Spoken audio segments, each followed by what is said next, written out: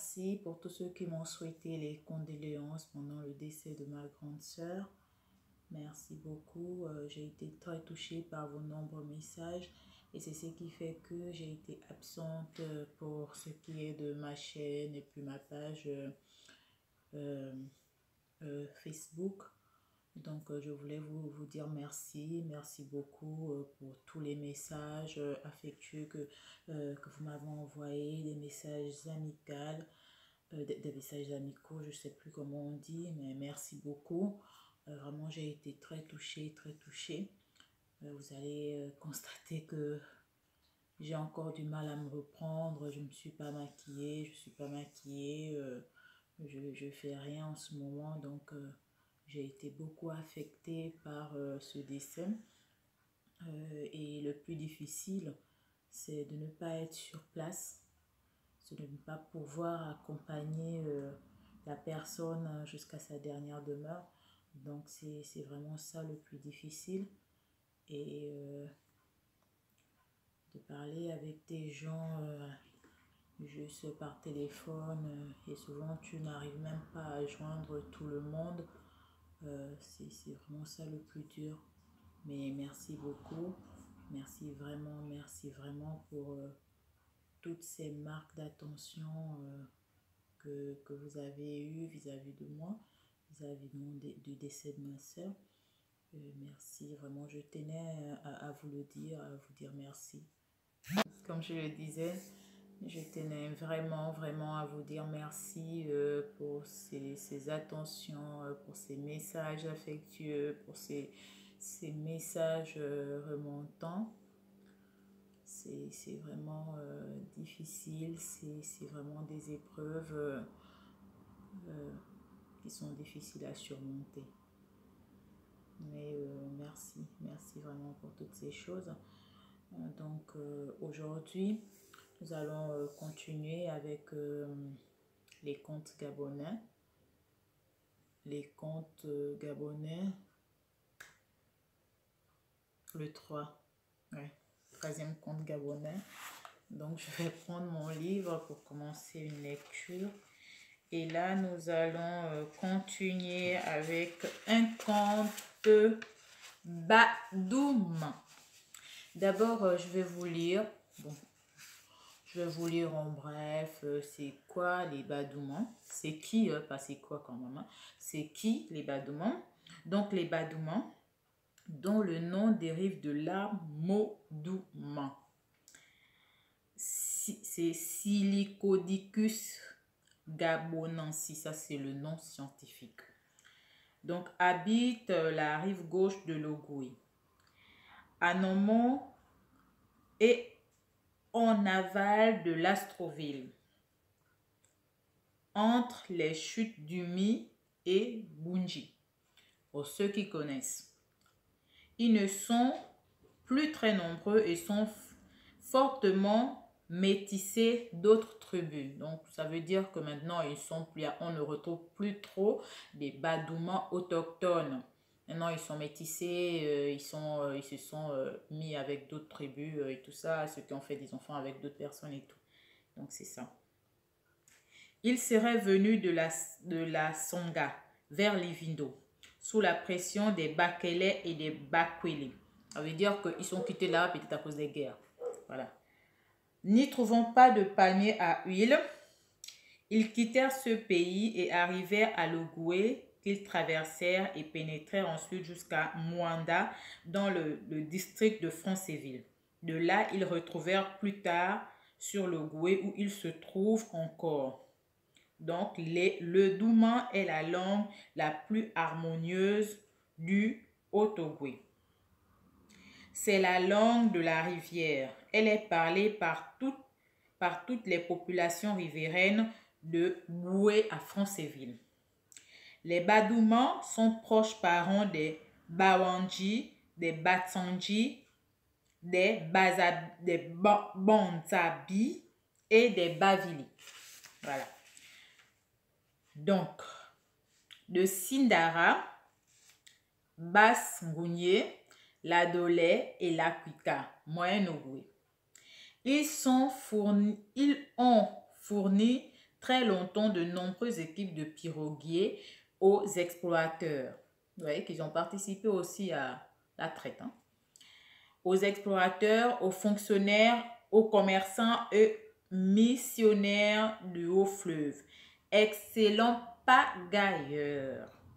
Les Badoumans étaient aussi très renommés comme chantres. Ok. Donc, le conte d'aujourd'hui des Badoumans s'intitule Le génie des eaux et le palmier. Comme ils aiment les palmiers, ils aiment le palme. Donc, du coup, ils font des contes aussi dans ce qu'ils aiment du coup, hein, c'est tout. Il faut comprendre ça comme ça. Ben, comme j'ai dit la dernière fois, s'il est long, je m'arrête en chemin. S'il est court, je le termine. On va commencer. Un palmier poussait au bord d'un étang. Un homme sortant de son village y vit un régime de palmes et le coupa. Kéta, le génie de l'endroit, sortit alors du fond des eaux et dit à l'homme: passe pour cette fois. Prends ton régime, va-t'en et ne reviens plus. Mais l'homme fit semblant de n'avoir pas entendu, retournant une seconde fois au palmier et en détacha un autre régime. Soudain, le génie apparut et lui dit: te voilà revenu. Cela m'est bien égal. Mais tant pis pour toi, tu le payeras cher. Soudain, le génie apparut et lui dit: désolé, tu le payeras cher. Ce disant, il fait tomber l'homme et le régime dans l'eau où ils disparaissent pour toujours. Puis il ajouta: voilà une affaire réglée. Car moi, le génie de ces eaux, quand je défends une chose, je ne le préfère pas deux fois. Je ne le répète pas deux fois. Pour n'avoir pas voulu m'écouter, tu as perdu la vie. Morale, il faut tenir compte des avertissements. Apparemment, il est court. Ok, apparemment, ces comptes, c'est une seule page. Il reste deux, mais une page. Bon, il n'y a pas de souci. Donc, déjà, je crois que la morale, elle est assez explicite. Dans la vie de tous les jours, nous recevons beaucoup de conseils. Dans la vie, dans les familles africaines, il y a beaucoup d'interdits. Et puis, bon, il y a des interdits que nous, en tant qu'enfants, en tant que jeunes, lorsqu'on nous dit ces interdits-là, on a l'impression que c'est des interdits farfelus. Surtout quand tu es enceinte. Il ne faut pas manger ça. Il ne faut pas faire ceci. Mais quand même, il y a des interdits qu'il faut prendre en compte. Il y a des interdits qu'il faut prendre en compte. Il y a des avertissements qu'il faut prendre en compte parce que souvent, après l'accouchement ou bien durant l'accouchement, on se rend compte de ce qui a été dit et de ce qu'on t'a demandé de faire et que tu n'as pas respecté. Et puis après, ta mère, ta grand-mère, tes soeurs ou quoi, elles te disent, voilà, on t'avait prévenu. C'est un peu dans ce sens-là. Souvent, lorsque quelqu'un vous interdit quelque chose, ça ne veut pas dire que cette personne ne veut pas que vous avancez. Ça ne veut pas dire que cette personne ne veut pas que vous vous développez. Souvent, cette personne, elle vous le dit parce qu'elle-même, peut-être, elle a vécu cette expérience. Et étant donné qu'elle a vécu cette expérience et qui a été désagréable pour elle, elle ne veut pas que vous fassiez la même chose parce que quelque chose de dramatique, quelque chose de terrible pourrait vous arriver. En quelque sorte, souvent, c'est le besoin de protection qui fait en sorte que les gens vous interdisent quelque chose. Dans ce conte, on voit bien que le génie lui a demandé de partir pour cette fois. Donc, ça veut dire qu'il l'a pardonné et il a dit, mais ne reviens pas. Mais lui, dans sa tête dure, dans sa, on va dire quoi, dans son entêtement, il s'est dit, ben, écoute, je vais pas écouter ce vieux fou de génie, je vais quand même revenir et il en est mort pour ça. Donc, la morale de l'histoire, c'est quelquefois écoutez les conseils de vos parents. Les parents, ils ont vécu ça. Les parents, ils ont été jeunes avant vous. Les parents, ils ont fait ça. Aujourd'hui, un enfant, il veut aller en boîte. Il va demander et puis on lui dit non. Avec l'époque, par exemple, où nous, on était jeunes, où on allait en boîte, n'était pas aussi dangereuse que l'époque d'aujourd'hui.